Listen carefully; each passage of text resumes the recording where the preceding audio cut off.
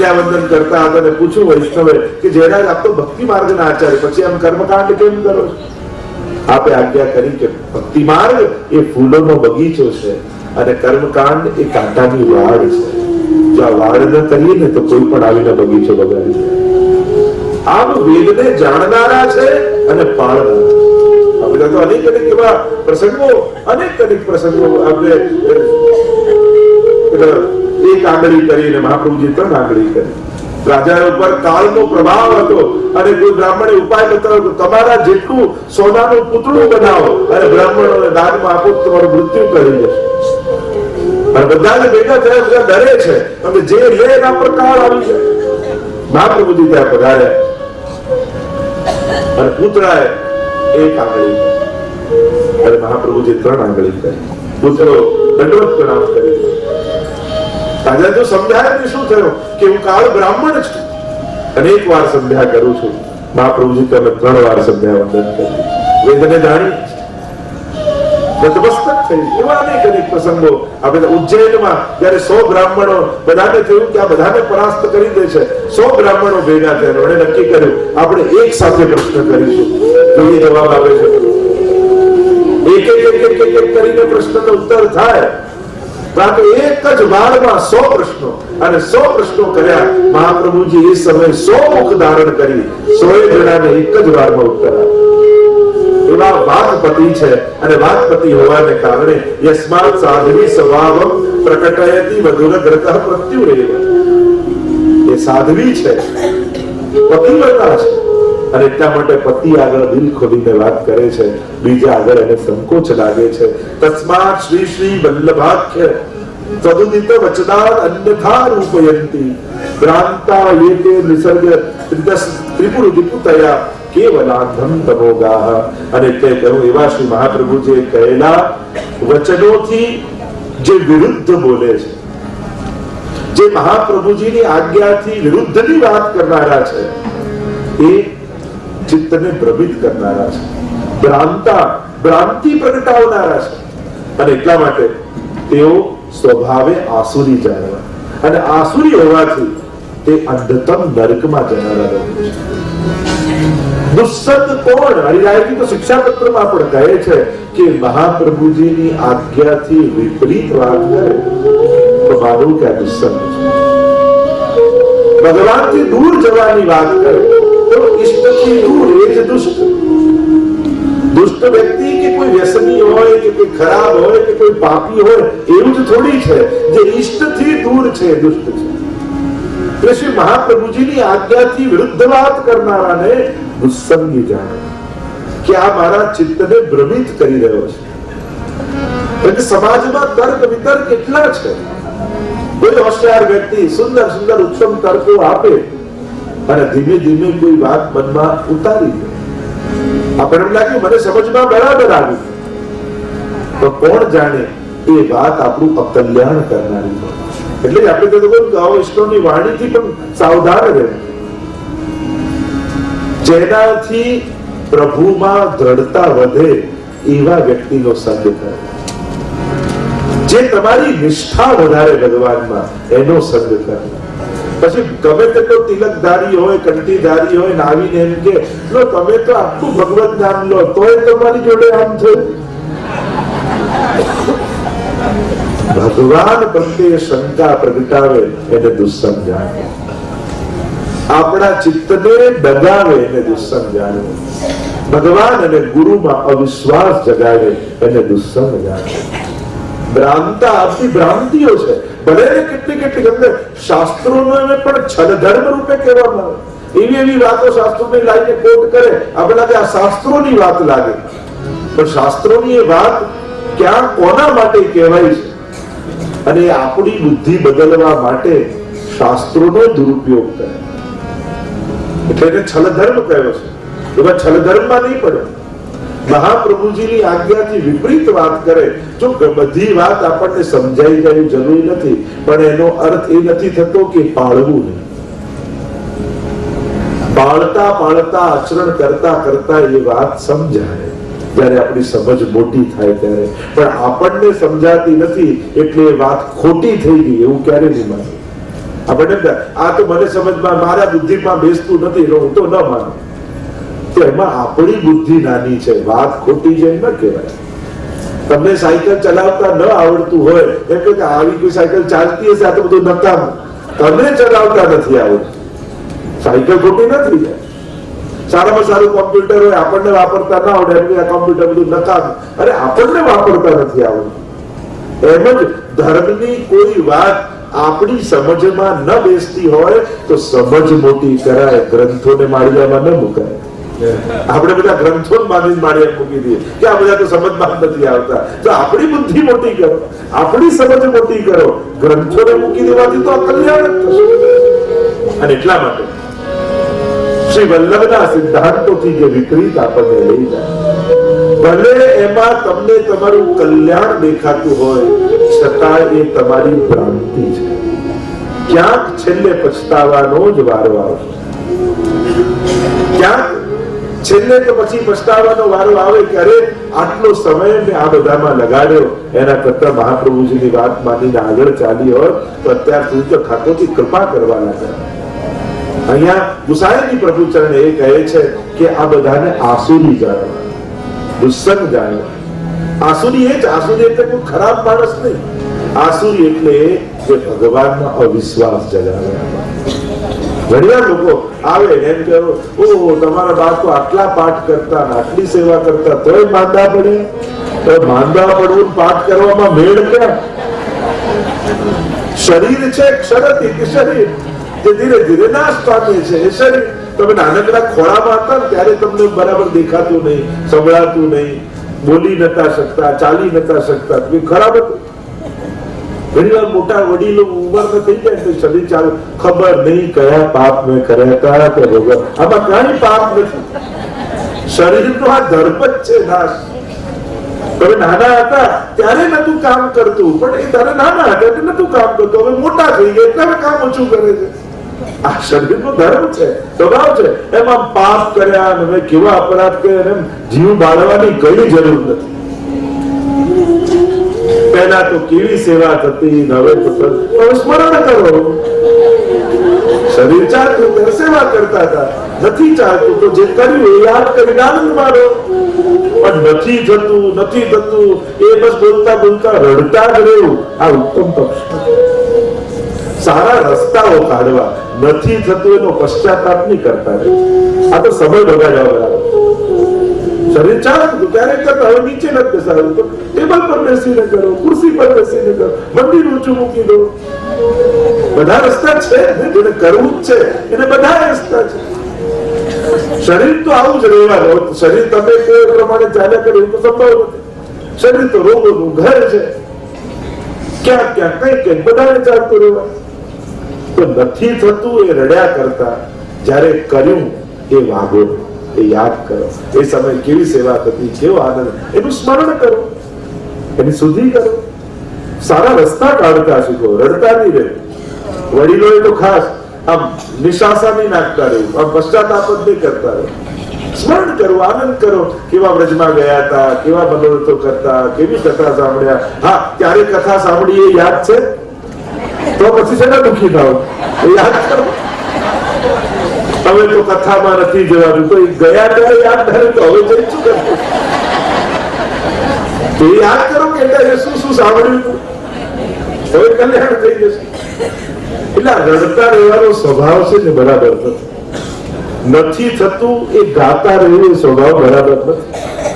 હવે આ અવસ્થામાં શું કરી શકાય? બેઠા બેઠા માળા તો ફેરવી શકાય, સ્મરણ તો કરી શકાય છે. પ્રભુનું બેઠા બેઠા સ્મરણ કરો, એ પણ ભક્તિ જ છે. એને કેમ નાનું માનો છો? માળાને કેમ નાની માનો છો? સ્મરણને કેમ નાનું માનો છો?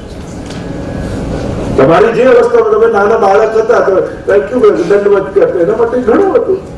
એનાથી નાના અવસ્થામાં એ જ થાય. એ વૃદ્ધા અવસ્થામાં જે થતું હોય એના માટે ઘણું કહેવાય. યુવાનની જેમ દોડીએ, હા, ત્યારે એવું આપણી ભક્તિ થઈ જાય કે દેહના ધર્મો બધા બાધા ન કરે અને શ્રી પુરુષોત્તમ દાસની જેમ 20 વર્ષના થઈને સેવામાં જઈએ, એવો પ્રકાર છે. ઠાકોરજી કરે ને ત્યાં ઘણા પર કૃપા હોય છે કે, પણ નથી થતું. અને એટલા માટે દુઃખી જ રહેવું એ ઉત્તમ.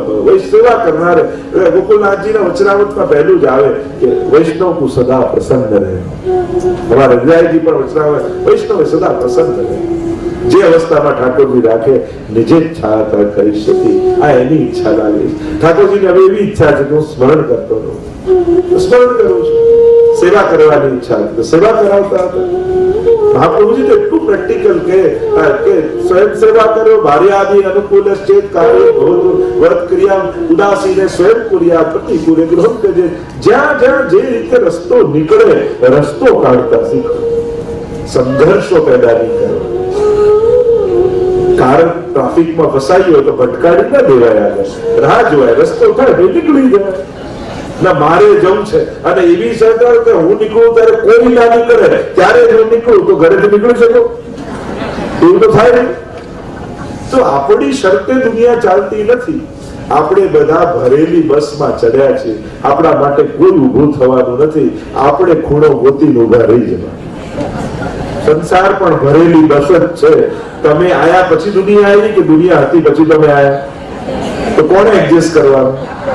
પાછળથી આવ્યો આપણે ગોઠવાવાનું. દુનિયા ગોઠવાય આશા નહીં રાખવા. જે છેલ્લે આવ્યો એને ગોઠવાઈ જવાનું.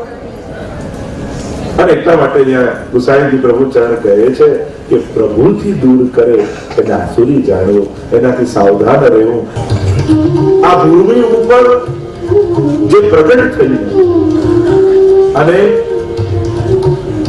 શ્રી વ્રજપતિના ચરણ કમલની સેવાના માર્ગનું જેમણે પ્રાગટ્ય કર્યું એવા શ્રી વલ્લભ ત્યાં ભૂતલ પર પ્રગટ થઈ.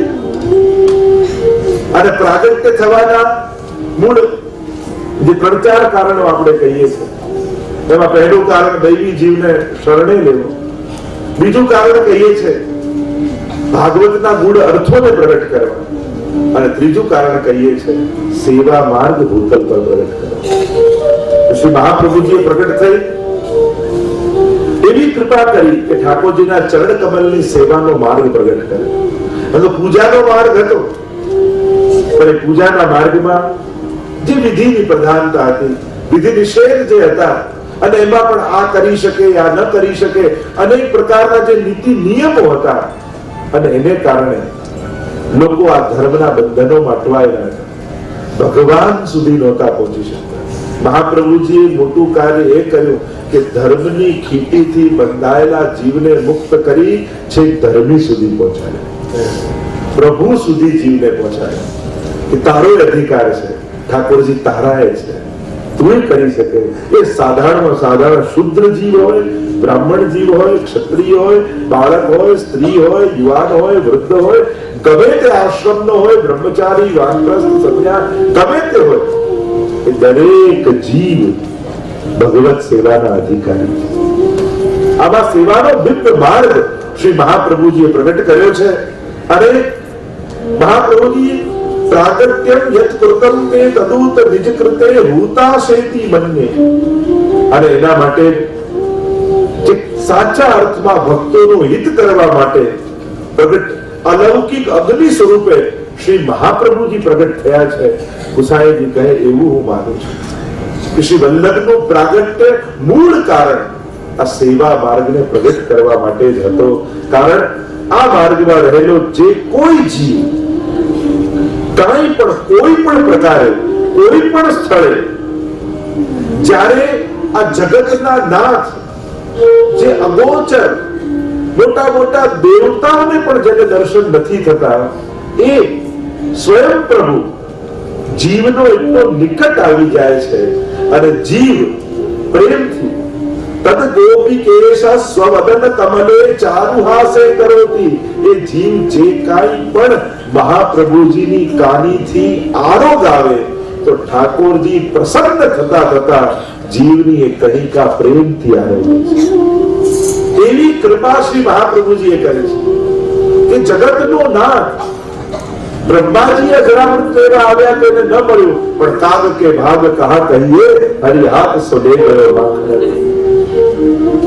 તો ગુસાઈજી પ્રભુ ચરણ કહે છે કે મહાપ્રભુજી એટલી મોટી કૃપા કરી, આ ભૂતલ ભાગ્ય ને વલ્લભ ભૂતલ આયે, આ ભાગ્ય દૈવી જીવોના હતા કે આ પ્રગટ પ્રભુ મહાપ્રભુ ભૂતલ પર એવા કૃપા કરવા પધાર્યા કે જેણે ભગવાન જોયા નતા એવા જીવ પણ પોતાના હાથે ઠાકોરજીને પ્રસન્નતાથી આરોગ્યા. ભૂમિ પ્રસન્ન ક્યારે થાય? જ્યારે ભૂમિ ઉપર રહેનારા ભક્તો પ્રસન્ન હોય. ભૂમિને ભાર માણસોનો ક્યાં લાગે છે? પણ તમે ભૂમિની પ્રસન્નતાને કહો તો જ્યારે પૃથ્વી પ્રસન્ન ક્યારે થાય? જ્યારે પૃથ્વી પર વસનારા ભગવાનના ભક્તો પ્રસન્ન હોય ત્યારે પૃથ્વી પ્રસન્ન થાય, ભૂમિને આનંદ થાય. તમારા ઘરે પણ કોઈ વૈષ્ણવ આવે, આપણે વાસ્તુ કરીએ, આ શાંતિ યજ્ઞ કરીએ, ગ્રહ શાંતિ કરીએ, આપણે પૃથ્વી અમારી આ જગ્યા પવિત્ર થાય, પણ સાચી પવિત્રતા ક્યારે થાય? પ્રસન્નતા ક્યારે થાય? જ્યારે કોઈ ભગવદીય અથવા કોઈ મહાપુરુષના ચરણ આપણા ઘરે પડે ત્યારે ઘર પ્રસન્ન થતું, પ્રસન્નતા પૂર્વક પ્રભુ આવે. અન્ય યજ્ઞ માર્ગમાં તો અગ્નિ દ્વારા જાય છે દેવતાઓ પાસે.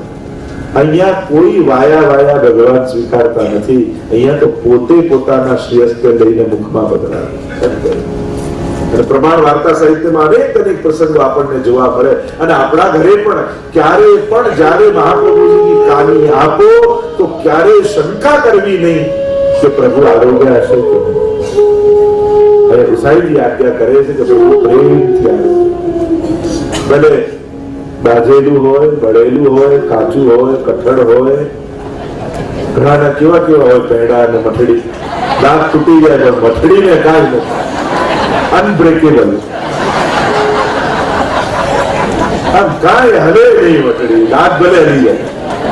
હવે દિવાળી આખું ચોખ્ખું સેટ કરાવવું પડે પણ મઠડી તો અપસેટ થાય એવી નથી. એમ રાખે કે આમ લાગી કે મઢાઈને ઘરમાં રાખીએ તો 100 વર્ષ સુધી બગડશે ને,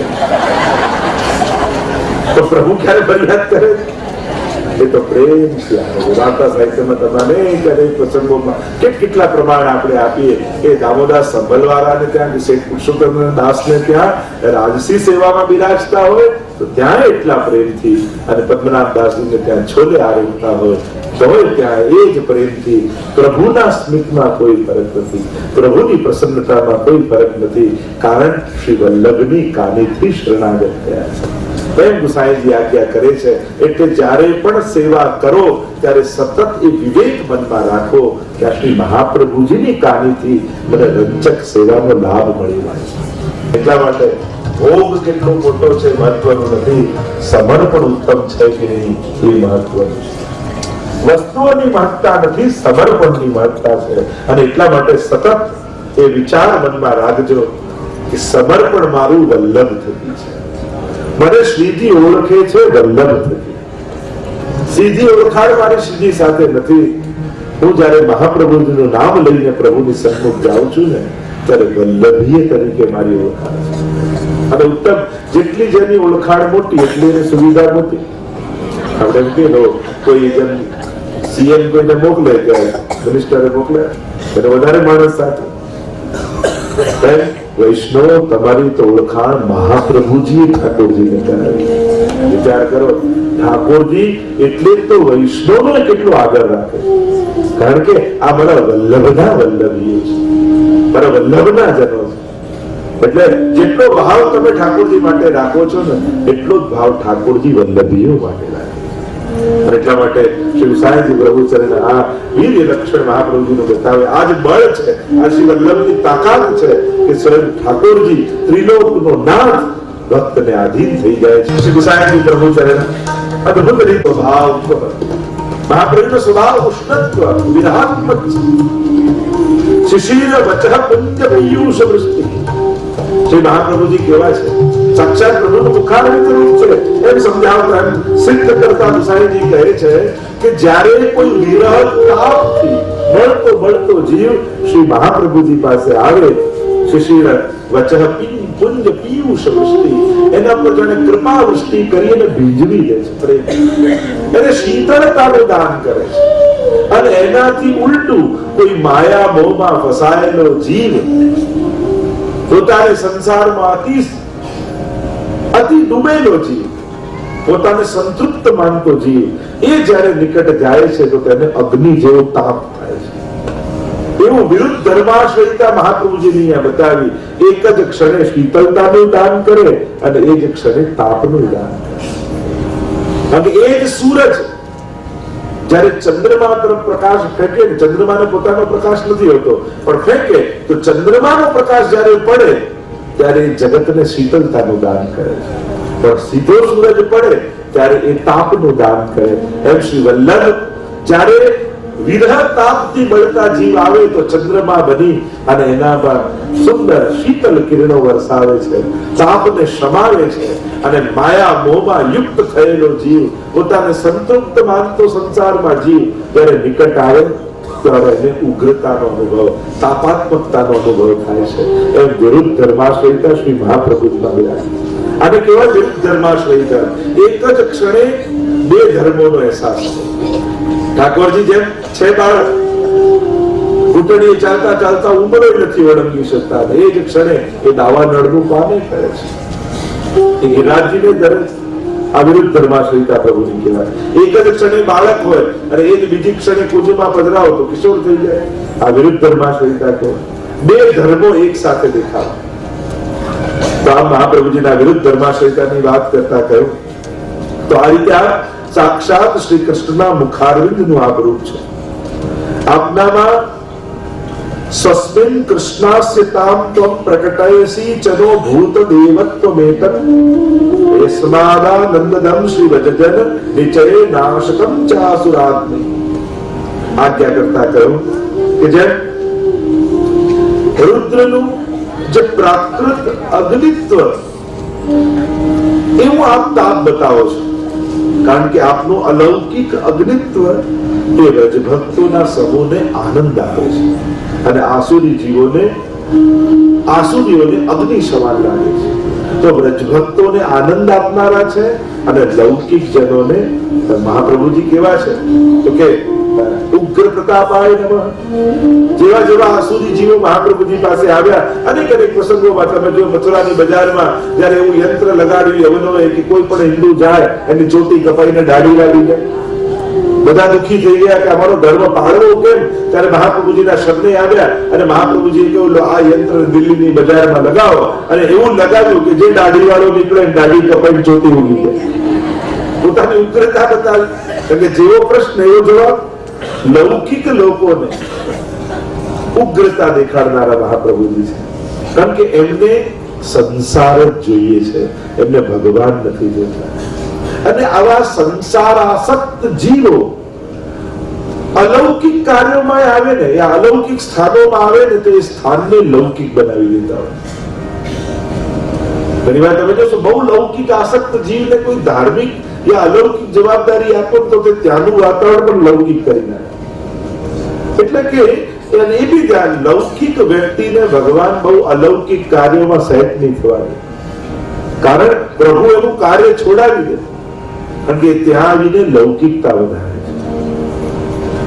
અને એટલા માટે અનેક તમે પ્રસંગોમાં જોશો મહાપ્રભુજીના ચરિત્રોમાં એવા અનેક પ્રસંગો ત્યાં જ્યારે બહુદાવનની ગાયનો પ્રસંગ આવ્યો કે જ્યારે ગાયની મૂર્તિની પૂજા કરતા અને હાકીમે કહ્યું કે આ તો મૂર્તિ પૂજા બંધ કરો, આ તો બધું અમારે ત્યાં અપરાધ છે.